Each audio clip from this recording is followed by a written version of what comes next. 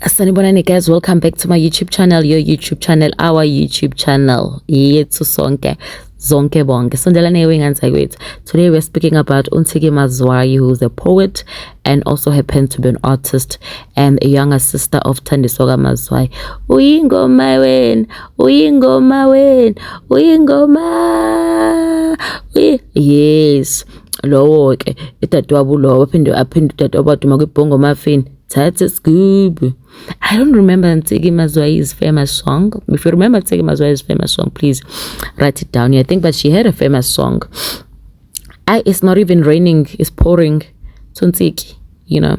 So Untiki, kuthiwa High Court issued a right to execute in favor of DJ Euphonic. DJ Euphonic ikuthemba lozwana kakhulu no DJ Fresh. Untiki Mazwai 5 years ago watshela umphakathi ukuthi DJ Euphonic uyilepist walepha intombazane ehlangana no DJ Fresh. DJ Fresh uhamba wayishiya le ntuzane le mpile kodwa Euphonic waqhubeka. Court ke besimtholi necala le defamation. Untiki Mazwai laselimtshela ukuthi uzomela khokhe into ezithile, laselithi ke ngoba ungathakana imali kuzothathwa ama assets akhe ahamba auctionwa ukuze kuthathwe imali engango 110,000. kusho ukuthi kumele akhokhele uEuphonic imali engango 110,000 after ukuhamba yobhala lapha ku Twitter amthuka ambhexa. Lokho ke into ezokwenzeka nje khona manje. Khona kusenjalo last week Untiki Mazwai utshele uMinister of Arts and Culture uGayton McKenzie wamtshela ukuthi yabona wena une favoritism, uhambisa umuntu wrong obadengamele ukuthi ahambe aye phesheya. Lo muntu lomhambisile bengabe kumele ngabe kuhambe ethini ekhuluma ngoNathi Nkayi. She's an artist but she's not a poet. Apparently bekumele kuhamba abantu abawu-15 behambe beye phesheya Cuba for a-book fair. According to Untiki, her name was there but her name was taken out by the Minister of Sports because he promised uNathi ukuthi after uNathi xabane noSizwe Dlomo and uNathi ephelele umsebenzi lama radio station yakhe, yena minister uzokwenza sure ukuthi uzomsiza and aphinde amenze njani amphathe kahle. Kubeke sekuba nama back and forth ke on social media engasahamba ngogelo ngoba yena she is a poet, to be honest. Angazi uNathi uthi kanjani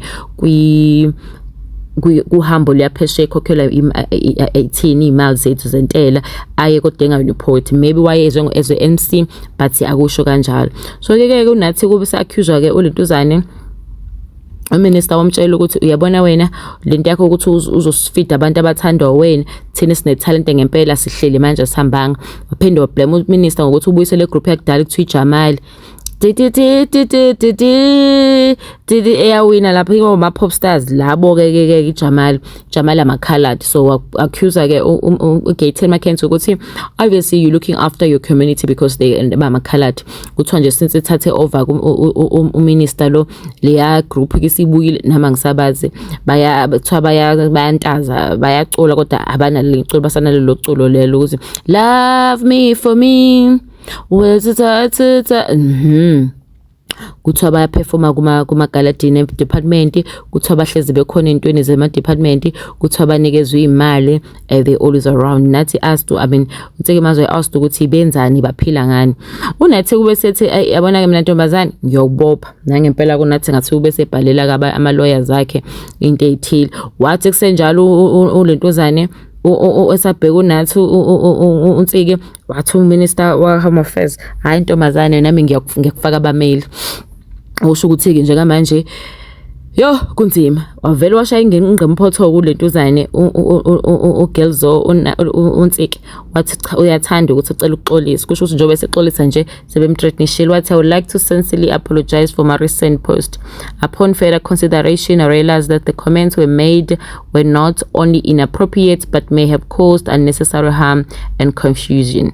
While the intention was to express frustration, I understand that such statements can be misinterpreted misinterpreted or damaging, and for that I apologize. I also recognize that they need to be more thoughtful and responsible when discussing sensitive matters, especially when it involves public figures and important industry processes. Moving forward, I will ensure that my comments are more measured and respectful. Once again, ngiyaxolisa for any offense caused, and I will work we'll work to be more mindful in the future. Thank you.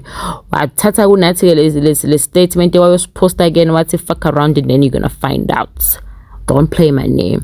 The apology that she just made, it doesn't come from the heart, but uphoqwa inkantolo ukuthi yenze njani axolisa, or otherwise shothi unathi uthe uyaxolisa or ngiyaqhubeka necala, yabo kanti vele ngapho facesa icala la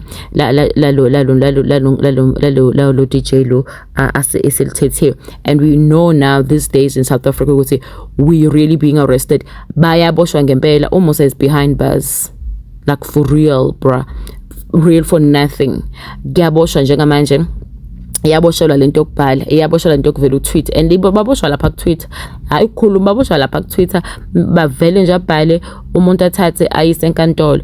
And it's been happening, you know, it's something that is happening. I think useke kwathathu ukuthi ayongena ejele, and maybe mhlawumbe uyabona ukuthi she doesn't have money anymore to keep on paying these people, because at this particular stage she's facing this dilemma, and now she apparently, you know, what she's saying is the truth. But at the same time, she doesn't have the masculine or the monies or the resources of actually facing these two and fighting them, because she's akanayo imali njengamanje. Uthi sithi love and light to unsigi. I hope she just decided that ukuthi aziyekele izinto, or just, I don't know, athule. But she said she didn't want to tula because she's in the industry, and then she feels ukuthi minister uthatha opportunities from them, people who deserve more, because there's some personal agendas feeling at abamthandi. And especially with this thing as incwadi, she's a writer. Yes, she is a writer. She does have a book out. So her question was, wena unathi, what is the book that you've ever written? Are you a writer? Show me one book that you've written. Tell me but wa editing detail. So that was all Nsiki Mazwayo was asking. And then she found herself in this hot water, and she had to apologize and faces on this ayisifisile futhi amanye amacala, and unamacala amaningi ke ngisho kosamshembe maningi nje amacala ka Twitter, you know.